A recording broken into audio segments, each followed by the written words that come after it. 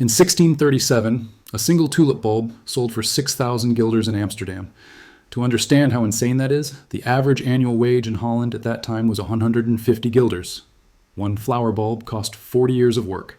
That same bulb could have bought you a luxury house on one of Amsterdam's finest canals, complete with a coach house and garden, or 8 fat pigs, 4 oxen, 12 sheep, 2 tons of butter, 1,000 pounds of cheese, a silver drinking cup, and a bed.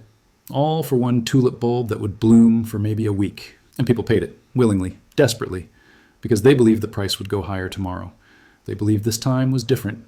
They believed flowers were the future of wealth. Then, in February 1637, the market collapsed. In a matter of days, tulip bulbs that had sold for the price of mansions couldn't be sold for the price of an onion. Fortunes evaporated. Merchants were ruined. Families lost everything. And Holland learned what every generation since has had to learn the hard way. When everyone believes they'll get rich from something that produces nothing, someone is about to lose everything. This is the story of the first recorded financial bubble in history. The moment when human greed, speculation, and delusion created a market so absurd that people traded houses for flowers, and the pattern that began in 1637 has repeated in every bubble since. Like the South Sea Company, railway mania, and crypto, the details change. The madness never does.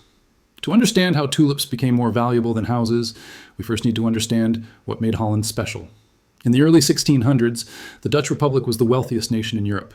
Amsterdam was the financial capital of the world. Dutch ships dominated global trade. The Dutch East India Company, founded in 1602, was the most powerful corporation on earth, controlling trade routes from Asia to Europe. Money flooded into Holland from spices, silks, timber, grain, and colonial goods. This wealth created something new. A large merchant middle class with disposable income and a hunger for status symbols. Dutch merchants couldn't compete with aristocrats through titles or land. Those were inherited, but they could compete through displays of wealth, art, furniture, and gardens. The Dutch became obsessed with horticulture. A beautiful garden was proof you had made it, and nothing said wealth quite like rare flowers. Tulips arrived in Holland around 1593, brought from the Ottoman Empire by a botanist named Carolus Clusius. In Turkey, tulips had been cultivated for centuries and were symbols of paradise and perfection. But in Europe, they were exotic, rare, and new. The flowers came in brilliant colors, reds, yellows, whites, and most prized of all, tulips with flame-like streaks of color running through the petals. These variegated tulips were called broken tulips, and they were extraordinarily rare. Here's what the Dutch didn't know at the time. Those beautiful streaks were caused by a virus, the tulip-breaking virus, transmitted by aphids. The virus weakened the bulb but created stunning visual effects. The more dramatic the pattern, the rarer the flower, and the more valuable it became. A perfectly striped Semper Augustus tulip, with red flames on white petals, was the most desired of all. Only a handful existed. And this is where the economics gets interesting. Tulips don't reproduce quickly. A bulb whose ptosis might produce 1 or 2 offsets per year. If you wanted to grow your collection, it took time. Years. This created natural scarcity. And scarcity, when combined with desire and wealth, creates markets. By the 1620s, rare tulip bulbs were being bought and sold for significant sums.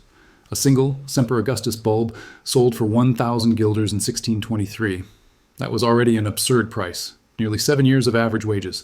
But it was only the beginning. The real insanity began when tulips stopped being flowers and became financial instruments. The year is 1634. Tulip prices have been rising steadily for a decade, but now something changes. Professional tulip growers, florists, start making serious money. Word spreads. If you bought a rare bulb last year for 500 guilders, you can sell it this year for 800. That's a 60% return in 12 months. Better than ships, better than land, better than lending money. And here's the key. You don't even need to know anything about flowers. You just need to buy, hold, and sell higher. This attracts a new kind of buyer. Not gardeners, not florists, speculators, merchants, weavers, carpenters, bricklayers, ordinary people who see tulips as a path to wealth. And when ordinary people enter a market hoping to get rich quick, bubbles inflate fast. By 1636, the tulip trade has exploded. Bulbs are changing hands multiple times before they're even dug out of the ground. This is where it gets truly bizarre. Tulips bloom in spring, then the bulbs are harvested in summer and replanted in fall. But during the winter months, from November to May, the bulbs are underground. You can't see them, you can't inspect them. So traders start selling promissory notes, pieces of paper, guaranteeing delivery of a bulb in the future. This is the birth of the futures market. But there's no regulation, no oversight, no guarantee the seller even owns the bulb they're promising to deliver. It's pure speculation. You're buying a promise of a flower that doesn't exist yet, betting you can sell that promise to someone else at a higher price before you have to actually take delivery. And everyone is doing it. Tulip prices go parabolic. A Viceroy tulip that sold for 3 guilders in 1634 sells for 900 guilders in January 1637.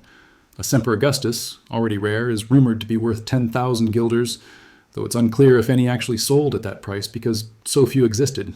But the price becomes irrelevant. What matters is that everyone believes prices will keep rising, and belief is all a bubble needs. Taverns across Holland become informal tulip exchanges. Men gather in the evening, drinking, negotiating, buying and selling bulbs they've never seen for sums they don't have, using money they haven't earned yet. It's a frenzy. Some people are making fortunes on paper. A weaver might turn his life savings of 100 guilders into 1,000 in a few months. A carpenter sells his tools to buy bulbs. A merchant mortgages his house to speculate. Here's the thing about bubbles. When they're inflating, everyone looks like a genius. The butcher who bought tulips is now richer than the doctor. The maid who speculated is wealthier than her employer. Traditional hierarchies break down, and this creates a psychological trap. If the butcher can get rich from tulips, why can't you? If you don't buy now, you'll be left behind. The fear of missing out becomes unbearable. But underneath the euphoria, the fundamentals haven't changed. A tulip bulb is still just a tulip bulb. It doesn't produce income, it doesn't build wealth. It's a flower that blooms for a week and then dies. The only way you make money is if someone pays you more than you paid, and that only works if there's always someone willing to pay more. But there isn't always someone willing to pay more. And in early February 1637, the music stops. No one knows exactly what triggered the crash. There was no single dramatic event, no government intervention, no bank failure. One day in early February 1637, at a routine tulip auction in Haarlem, something changed. A lot of bulbs were offered for sale and no one bid. The auctioneer lowered the price. Still no buyers. He lowered it again. Silence. The market had been built on one assumption. There would always be a buyer at a higher price. But that day, there wasn't. And once doubt enters a bubble, it spreads like fire. If no one is buying at a tulip auction in Haarlem, what does that mean for prices in Amsterdam, in Leiden, in Utrecht? Suddenly, everyone holding tulips realizes they need to sell. Now, before prices fall further. But if everyone is trying to sell and no one is buying, prices don't fall gradually. They collapse. Within days, the tulip market imploded. Bulbs that had sold for thousands of guilders couldn't find buyers at any price. The Viceroy tulip that traded for 900 guilders in January was worthless by March. A Switzer bulb that sold for 3,000 guilders dropped to 50. And the promissory notes, the paper contracts for future delivery of bulbs, became completely worthless because no one was going to honor a contract to buy a tulip for 1,000 guilders when you could buy the same tulip for 10. The financial carnage was immediate. Speculators who had borrowed money to buy tulips now owed debts they couldn't repay. Merchants who had mortgaged their houses faced ruin. Weavers and craftsmen who had poured their savings into bulbs had nothing. The wealth that had appeared on paper vanished as quickly as it had appeared, because it had never been real. It was collective delusion, monetized. Courts were flooded with cases. Buyers refusing to honor contracts. Sellers demanding payment for bulbs no one wanted. The legal chaos was so overwhelming that the Dutch government stepped in and voided most tulip contracts, declaring them gambling debts and therefore unenforceable. This prevented total social collapse, but also meant that anyone holding tulips had no recourse. Their losses were final. But here's the important part. The Dutch economy as a whole did not collapse. Holland remained wealthy. Ships still sailed. Trade continued. The East India Company kept making profits.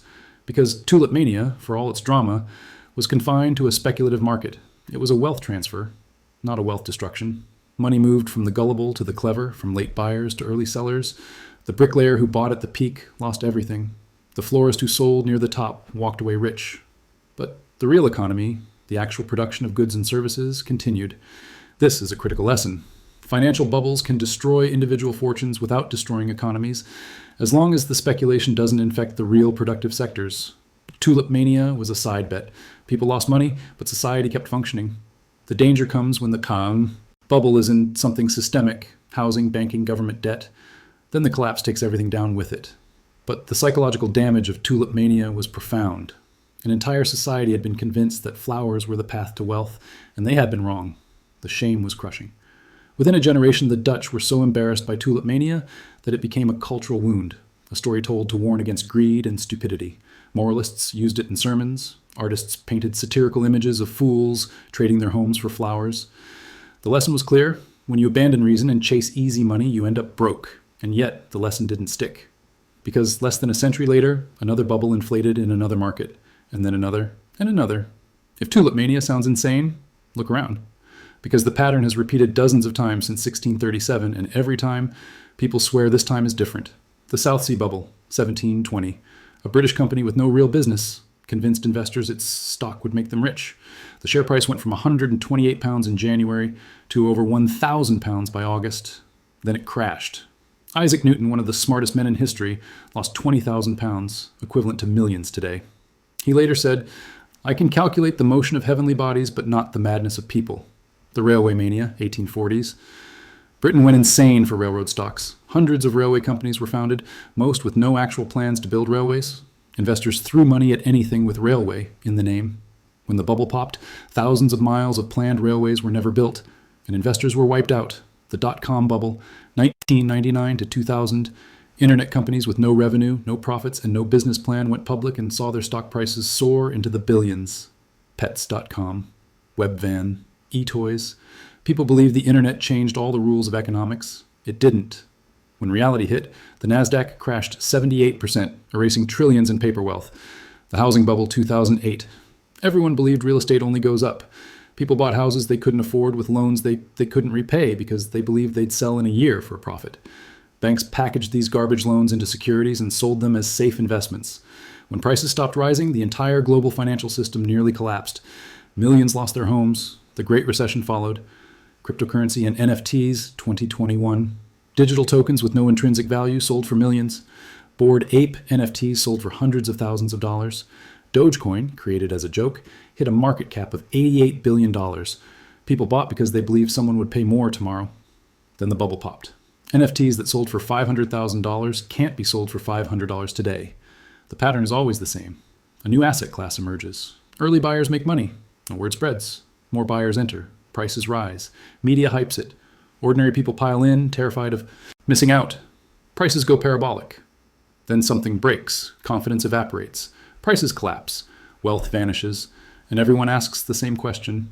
How did we fall for this? The answer is simple. Greed and fear are hardwired into human psychology. Greed makes us believe we can get rich quick. Fear of missing out makes us ignore warning signs. And when everyone around us is making money, we convince ourselves that skepticism is cowardice. We tell ourselves it's different this time. But it never is. The fundamentals always reassert themselves, and the fundamentals are this. If an asset produces nothing and its only value is what someone else will pay for it, you're not investing. You're gambling. And in gambling, the house always wins. Tulip Mania was flowers. South Sea was stock. .com was websites. Housing was real estate. Crypto was code. The asset changes. The human behavior doesn't. And until that changes, bubbles will keep inflating and fools will keep losing their money to the same delusion that destroyed the Dutch tulip speculators in 1637. So what does Tulip Mania teach us? 3 critical lessons that apply to every bubble in history. Lesson 1. If an asset's only value is what someone else will pay for it, you're in a bubble. Tulips didn't generate income. They didn't produce anything. Their value was entirely speculative. A house, in contrast, provides shelter. A business produces goods or services. A bond pays interest. These assets have intrinsic value, independent of market price. Tulips didn't. And when the only reason to buy is someone will pay me more, you're not investing. You're playing a game of musical chairs, and when the music stops, someone is left standing with nothing. Lesson 2. Leverage turns bubbles into disasters. Many tulip speculators didn't just spend their savings. They borrowed money, they mortgaged their homes, they sold their tools, their businesses, their future. This is leverage, and leverage magnifies everything. On the way up, it magnifies gains, but on the way down, it magnifies losses. If you bought tulips with cash and lost, you lost your savings. Painful, but survivable. But if you borrowed to buy tulips and lost, you lost everything and still owed the debt. Leverage is what turns a bad investment into personal ruin. Every financial crisis in history, from 1637 to 2008, has been made worse by debt. Lesson 3. The crowd is always wrong at extremes. When everyone believes something is true, when dissent becomes impossible, when skepticism is mocked, that's the sign you're at a peak. In 1636, if you told a Dutch tulip buyer that flowers were overpriced, they'd call you a fool. Everyone was making money. Everyone knew prices would keep rising. But that unanimity is the warning. Markets are driven by the tension between buyers and sellers, between optimists and pessimists. When everyone is on one side, there's no one left to join them. And that's when the reversal comes. The best time to buy is when everyone is terrified. The best time to sell is when everyone is euphoric. But doing that requires going against the crowd, and going against the crowd feels wrong. It feels like you're missing out. But missing out on a bubble is the smartest financial decision you can make. Here's the unsettling part. The Dutch tulip buyers didn't think they were being irrational. They had reasons. They told themselves stories. Tulips were rare. Demand was growing. The wealthy would always want them. New buyers were entering the market. Foreign nobles would pay anything for a Semper Augustus. Each of these stories sounded plausible in isolation, but together they were a narrative constructed to justify prices that made no sense. And that narrative collapsed the moment someone asked the obvious question. Why would anyone pay 6,000 guilders for a flower? The same thing happens in every bubble. In 1999, people said the internet changed everything. Companies didn't need profits anymore. In 2006, they said housing never goes down, prices would rise forever. In 2021, they said NFTs were the future of art. Digital scarcity was real value. Every bubble has its narrative. Every bubble has believers who swear it's different. And every bubble ends the same way. Which brings us to today. What are we in a bubble about right now? Maybe nothing. Maybe we've learned, but probably not, because the signs are always there if you know what to look for. Prices disconnected from fundamentals. Ordinary people convinced they can get rich quick. Skeptics dismissed as fools. Debt fueling speculation. And most dangerous of all, the belief that this time is different. Tulip Mania shows us that humans have been making the same mistakes for 400 years. We haven't evolved past greed. We haven't outsmarted fear. And we certainly haven't figured out how to stop bubbles. The question isn't whether the next bubble will form. It's what it will be in and whether you'll be smart enough to stay out of it. In 1637, the Dutch learned that flowers are flowers, not investments. They learned that speculation without value is gambling. They learned that when everyone believes they can't lose, someone is about to lose everything. And 400 years later, we're still learning the same lesson. Different assets, different markets, same human nature, same outcome. History doesn't repeat, but if you don't understand it, it will crush you all the same. If this gave you a new perspective, hit subscribe. History has the answers. I'll show you where to look. Drop a comment. What modern bubble are we living through right now?